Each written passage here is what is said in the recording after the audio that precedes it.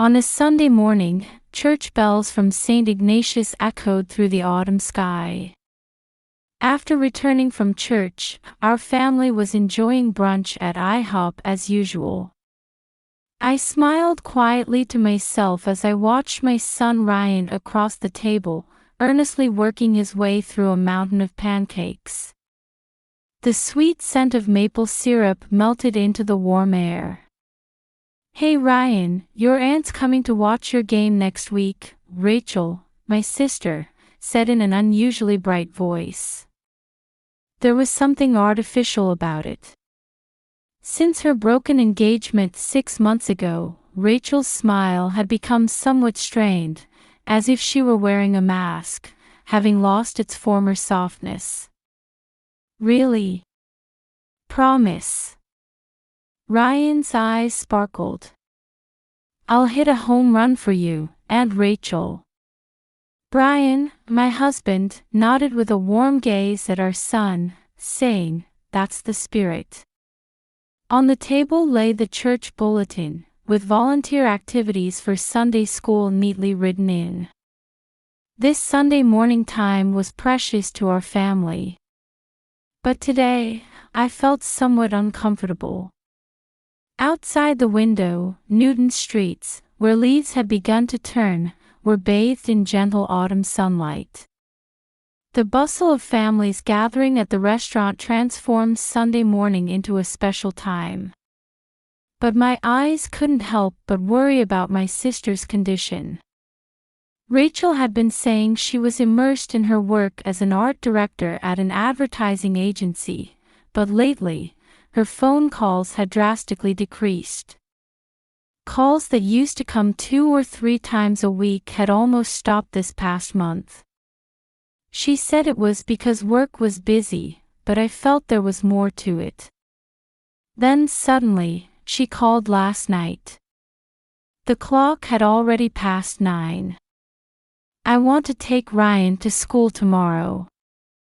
At this abrupt request, I was momentarily speechless. There was an urgency in Rachel's voice that wasn't usually there. It sounded as if she were being chased by something. "Yes, of course, that's fine." Though I answered that way, a vague anxiety spread through my chest. I thought I heard Rachel take a small breath on the other end of the phone. That evening, after returning from brunch, as the sun was setting behind the high-rise buildings of the Prudential Center, I gazed at my mother's memorial photograph. In the picture on the living room shelf, Mother wore her usual gentle smile. Next to the family photo taken on my wedding day sat the vase Mother had treasured. Every Sunday, Rachel and I would arrange flowers in it together. But today, Rachel had avoided it, saying she had urgent business. That night, I couldn't sleep. Outside the window, the autumn leaves announcing New England's fall swayed in the streetlight. From the next room came Ryan's sleeping breath. The sound that usually brought comfort felt strangely lonely tonight. As the clock struck midnight, I was drinking warm milk in the kitchen. Something was about to happen. I couldn't shake that premonition. The next morning, I woke before the alarm clock rang. Light filtering through the curtain gap brought morning's presence to the still dark living room. Boston autumn mornings are always a bit chilly. Wrapped in the warmth of central heating, I was reviewing materials for an important business meeting. Perhaps because of last night's nightmare, the text on the documents blurred before my eyes. I blinked several times and let out a deep sigh. "Good morning, Mom." Ryan came down the stairs and hugged me, his face still a bit sleepy. With his sports bag slung over his shoulder, he looked like a proper young boy. Still, the warmth I felt when I hugged him was that of a child who still needed my protection. As the sweet smell of waffles wafted through the air, I touched my son's soft hair. "Good morning. Aunt Rachel's taking you to school today." "I know. We talked on the phone yesterday." I froze for a moment at Ryan's words. I'd never heard that Rachel had called my son directly. Something like an alarm went off in my chest. "What did you talk about?" "It's a secret." My son ran into the kitchen with a mischievous smile. As I watched his back disappear, the anxiety in my chest grew a little larger. Outside the window, neighborhood children had already started lining up to wait for the school bus. Though usually a reassuring sight, this morning everything seemed slightly distorted. Brian picked up the newspaper and called out his usual, "Be careful today." My husband's calm voice brought a little peace to my heart. The morning sun streaming through the traditional lattice windows tinged the coffee cup on the kitchen table golden. But Rachel still hadn't come. The ticking of the clock seemed unusually loud. Finally, at 7:45, the doorbell rang. When I opened the door, there stood Rachel, wearing more makeup than usual. Heavy eyeshadow desperately tried to hide the dark circles under my sister's eyes. Her cheeks were unnaturally red. "I'm sorry I'm late." Her voice was somewhat strained. As soon as she entered the living room, Rachel rushed to Ryan. There was an urgency in her steps that I'd never seen before. "Ryan, can we make a little detour?" "Sure. But we can't be late for school." "Don't worry, I promise." Rachel's voice was trembling. Her hand on Ryan's shoulder also showed a slight tremor. I could clearly see her fingertips turning white in the entrance hall light. I tried to say something, but Rachel hastily took my son's hand and left the house saying, "We're off." The scent of her perfume was stronger than usual. As I watched them leave, last night's anxiety welled up again. I took out my smartphone to call Rachel. But I stopped myself immediately. "It's okay, surely it's okay." Telling myself this, I headed to the business meeting venue. The autumn sky was crystal clear, beautiful as if nothing would happen. The conference room at the Prudential Center.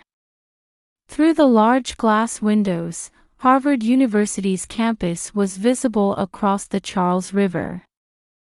The important business meeting with clients was progressing smoothly.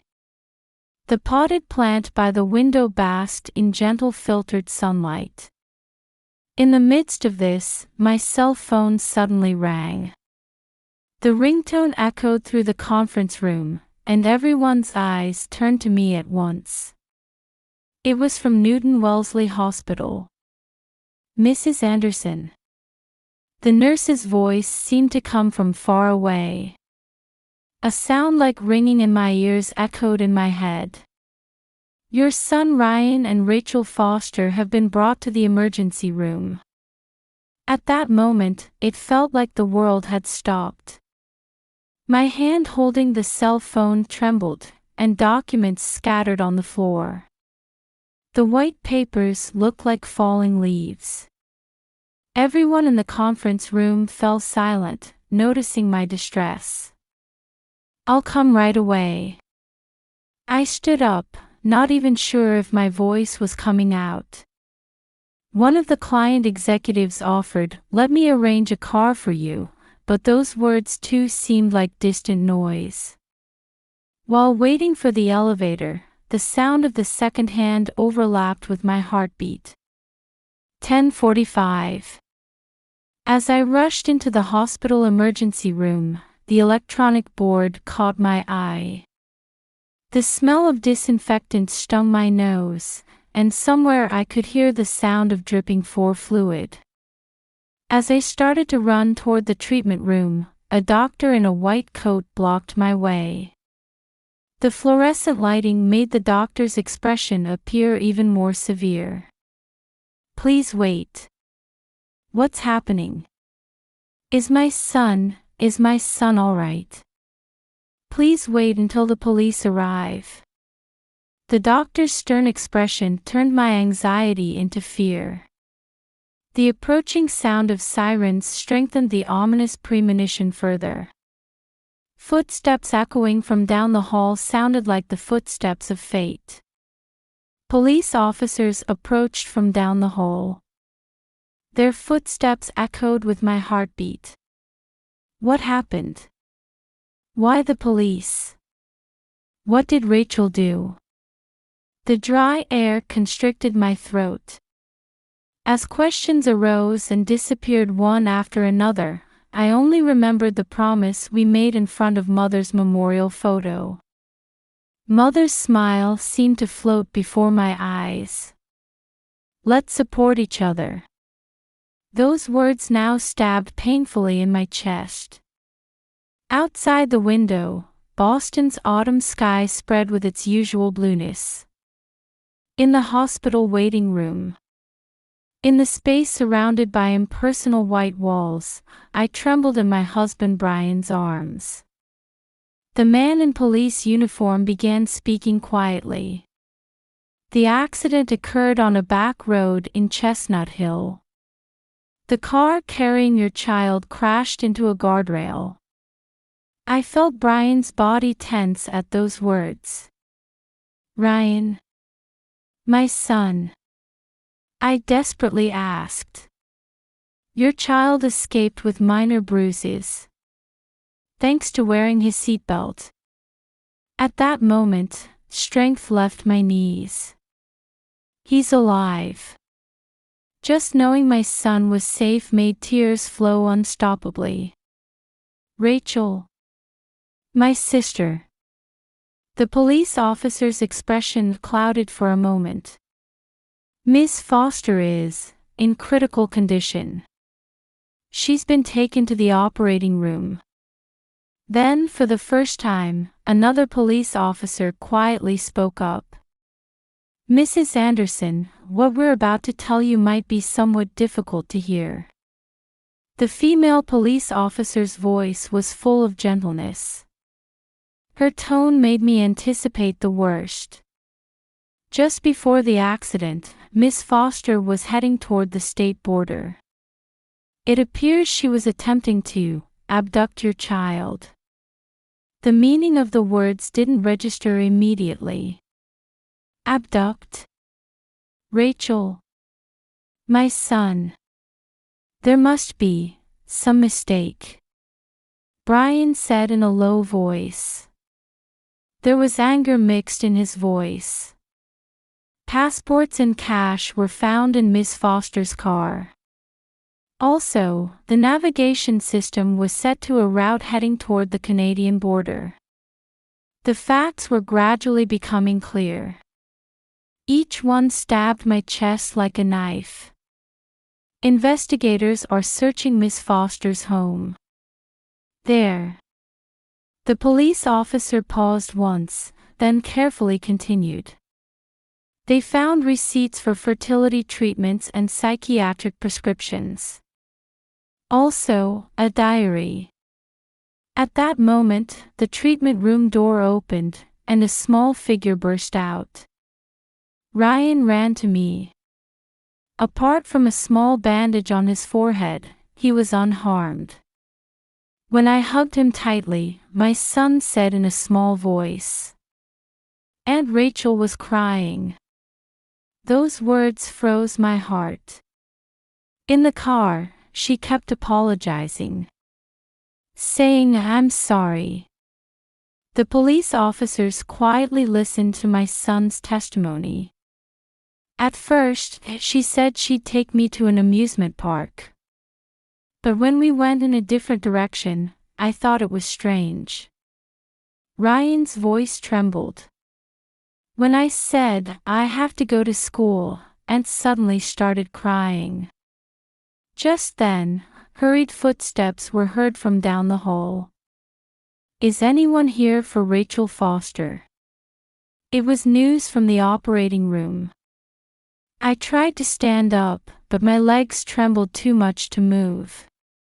Brian supported my shoulder as we headed toward the doctor.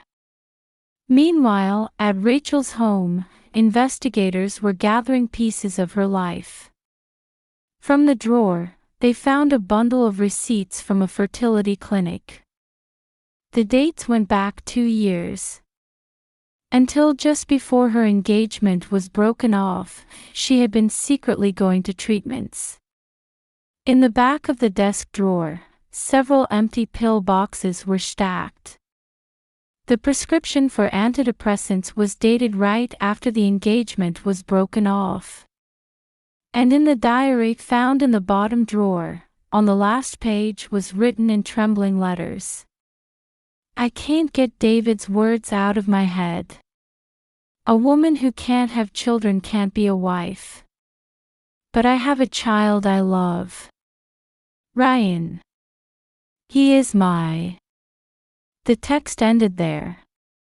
Rachel's former fiancé, David Martin, was also interviewed. In his luxury residential home, he spoke matter-of-factly. I determined she wasn't qualified to build a traditional family. At those words, the young female detective's expression hardened. I found out about the fertility treatments later too. She had kept it secret from me.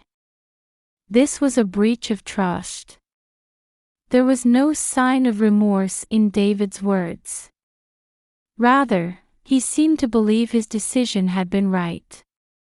And at dusk, Rachel was brought out of the operating room. The doctor's expression was bright. We've saved her life. Let's wait for her to regain consciousness. At those words, tears ran down my cheeks. She's alive. My sister is alive. Outside the window, the sun was setting. Orange light streamed into the hospital room, gently illuminating Rachel's pale face. Only the sound of the Ford dripping echoed in the quiet room. I took Rachel's hand and gently squeezed it. A faint warmth transmitted from her cold fingertips. Mother, what should we do? No answer came to the words I directed at the ceiling. Only the evening light reminded me of Mother's last words. Always protect what's precious. At that moment, I thought I felt Rachel's fingertips move slightly. A week after the incident, at dusk, our family had gathered in the living room. Outside the window, maple leaves glowed like fire in the setting sun. On the table sat cooling coffee and untouched apple pie. The scent of pie baked using Mother's recipe wafted through the heavy air. Above the fireplace, an old pillar clock quietly marked time. Its sound was the only thing breaking the silence. She should be prosecuted. Brian's voice broke the silence. My husband's expression had lost its usual gentleness. His clenched fist trembled slightly. This was attempted kidnapping. Even if she's my sister-in-law, she should face legal consequences. At those words, I closed my eyes. Legally, perhaps my husband was right. But in my memory, Mother's voice echoed. Family supports each other. Aunt Rachel isn't a bad person.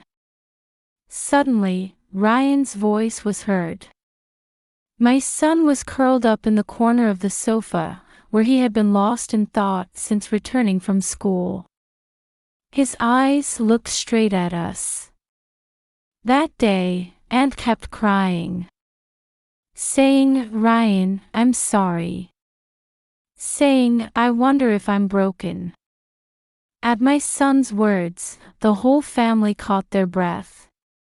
The pure words of the 10-year-old boy pierced deeply into our hearts. His small shoulders trembled each time he remembered. "But, Dad." Brian quietly gazed at Ryan. Tears glistened faintly in his eyes. "You always taught me that if someone's in trouble, we should help them, right? We learned that at church too. The pastor said so in Sunday school last week too." At that moment, my husband's expression crumbled. He let out a deep sigh, then slowly stood up and took the family photo displayed above the fireplace. It was a photo taken last Christmas. Rachel was in it too. She had her hand on Ryan's shoulder, wearing a full smile. Back then, her fiancé David was still there too, showing what seemed like a happy smile. "What do you think?" Brian asked me. There was no longer anger in his voice. Instead, it was mixed with deep fatigue and sadness. "We can't judge until we've met with the psychiatrist." I carefully chose my words. Actually, yesterday, I had received a call from the hospital's social worker. They said an appointment had been arranged with Rachel's primary physician, Dr. Jennifer Brown. On the phone, the social worker had quietly added, "There is hope." The next day, in a room at Massachusetts General Hospital, we listened to Dr. Brown's explanation. Autumn sunlight streamed into the examination room, softly illuminating the doctor's white coat. "Ms. Foster is showing symptoms similar to severe postpartum depression." The middle-aged female doctor continued her explanation in a gentle tone. Rachel's medical chart lay open on the desk. The double trauma of failed fertility treatments and broken engagement drove her to the edge mentally. In particular, the heartless words from her former fiancé severely damaged her self-worth. "She bears deep wounds, as if her dignity as a woman and as a human being was denied." From the examination room window, yachts could be seen floating on the Charles River. White sails swayed in the autumn wind. The scene seemed somehow healing. However, what was most serious was that she couldn't ask anyone for help. Not even you, her sister. She was so cornered that she couldn't even confide her suffering to anyone. Those words constricted my chest. Though we met at church every week, I couldn't notice my sister's suffering. That fact tormented me. "What's the outlook for treatment?" Brian asked. His voice no longer held any trace of condemnation. Instead, it was mixed with deep concern and hope. "It's hopeful. She has strong resilience. And most importantly," the doctor looked at us. There was conviction in her eyes. "She has family support. This will be a great help in treatment." Actually, yesterday, she spoke up on her own for the first time. She said, "I'm sorry to my family." That afternoon, we visited Rachel's hospital room. She was quietly gazing out the window from her bed by the window. Bruises remained on her arm where the 4-needle was inserted. In the room's vase, autumn clematis gently swayed, arranged by the nurse. "Rachel." When I called out, my sister slowly turned around. Tears ran down her gaunt cheeks. Dark circles of fatigue remained prominent under her eyes. "I'm sorry. I'm truly so sorry." A trembling voice. A pain-filled expression. But in her eyes, a faint light of hope dwelled. I felt I could see a glimpse of my sister as she used to be in the depths of her eyes. "Hey, Aunt Rachel." Ryan timidly approached the bed. He held a picture he had drawn. The drawing on the paper shone beautifully in the hospital room light. I drew it with a prayer. Rachel received the picture with trembling hands. Some warmth had returned to her fingertips. Ryan continued with a serious expression. Pure love overflowed in his eyes. "I pray that Aunt Rachel will smile again. Then we can go watch baseball together again." At those words, Rachel's dam broke. She began crying out loud. It was the sound of emotions that had been suppressed for so long suddenly flooding out. I embraced my sister. Her back was as thin as when she was young. The familiar scent of soap awakened memories. Brian also quietly sat beside the bed. His large hand was gently placed on Rachel's shoulder. "From now on, let's fight together. You don't have to bear this alone anymore." To my words, Rachel just nodded. That gesture hadn't changed at all since she was little. Outside the window, the evening sky was turning crimson. The light streaming into the hospital room gently enveloped our family. I felt a warmth as if Mother was watching over us. 1 year later, on Christmas Eve, our family had gathered in front of the Christmas tree decorated in the living room. Outside the window, snow was quietly falling. The fireplace flame wrapped the entire room in warm light. "Aunt Rachel, look at this." Ryan proudly held up his report card. At the all A grades, Rachel broke into a full smile. Her smile had regained a natural warmth that wasn't there a year ago. "That's wonderful. But you have an even more important talent." Rachel looked up at the picture hanging on the wall. Ryan's prayers really did come true. I smiled, holding my coffee cup. A year's time had brought many changes to our family. After completing 6 months of inpatient treatment and being discharged, Rachel began studying to obtain her counselor certification.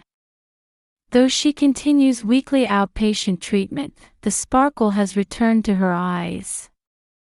Especially when speaking at support groups for women in similar situations, Rachel's expression comes alive. Being able to share our suffering. That became my salvation. Rachel spoke these words at the support group's Christmas party. The participants quietly nodded at her words. Among them were women struggling with fertility treatments. Perhaps I was too caught up in the image of a perfect family. In front of the fireplace, Rachel continued while slowly roasting marshmallows. "But now I understand. It's okay for families to take different forms. What's important is caring for each other." Brian quietly nodded at those words too. My husband had actively engaged in discussions with the prosecution to minimize legal measures. The family's wish for Rachel's recovery ultimately influenced the judicial decision as well. "Melissa, do you remember?" Rachel suddenly asked me. "The words Mother taught us when we were children." "Ah, of course. Everyone sometimes loses their way. But what's important is not losing sight of the light." We said it together. At that moment, we sisters looked at each other and chuckled. Just then, the doorbell rang. "Ah, it's David," Ryan called out, peering out the window. Rachel's body tensed for a moment. Meeting her former fiancé was an unavoidable event. A week had passed since their chance encounter at the Prudential Center. But Rachel was calm. She quietly stood up and walked to the door. "Don't worry." Saying that to me, Rachel opened the door. There stood David with his new fiancée. "Merry Christmas." We were passing by. His voice no longer held its former arrogance. Instead, there was something apologetic in its tone. "Thank you. Merry Christmas to you both." Rachel's response was surprisingly composed. There was no longer any weakness of being trapped in the past. This is for you." David's fiancée held out a small package. "We've been attending the support group too. Your words really resonated with us." At those words, Rachel smiled gently. "Thank you. But I'm okay now. Because I have my real treasure." She glanced toward Ryan playing in the living room. After seeing them off, we gathered again in front of the fireplace. The star atop the tree cast a soft light. "Hey, Mother." In front of Mother's memorial photo displayed in the corner of the living room, Rachel quietly spoke. "I finally understand. Families don't always have to be perfect. Getting hurt, losing our way, but still being able to care for each other. That's what real bonds are." I embraced my sister's shoulders. Outside the window, snow continued to fall gently. The Christmas tree lights warmly enveloped our family. From the apple pie on the table wafted the scent of memories of Mother. This year's pie was baked together with Rachel. Surely Mother would be happy with its taste. Preparations for welcoming the new year quietly progressed. Family bonds may sometimes be hurt and waver, but they never disappear. That was the most important teaching we inherited from Mother.